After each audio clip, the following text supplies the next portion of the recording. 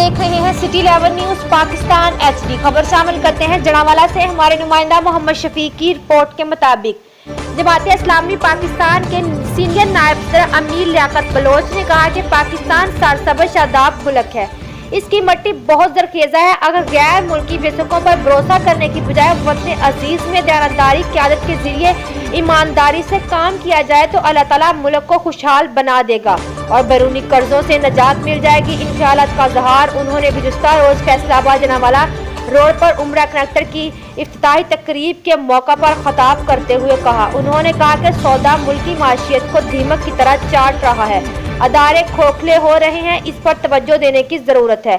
निज़ाम में इस वक्त ही बेहतरी आएगी जब मुल्क से सौदे की लागत को ख़त्म किया जाएगा, क्योंकि इस्लाम में सौदा हराम है। इस मौका पर वकास अंजम जाफरी, सैयद एहसानुल्लाह वकास, राना अब्दुल वहीद, डॉक्टर सईद अहमद, मोहम्मद मुदस्सर मुश्ताक और दीगर ने इज़हार ख्याल किया। मज़ीद खबरों के लिए देखते रहिए सिटी 11 न्यूज़ पाकिस्तान HD।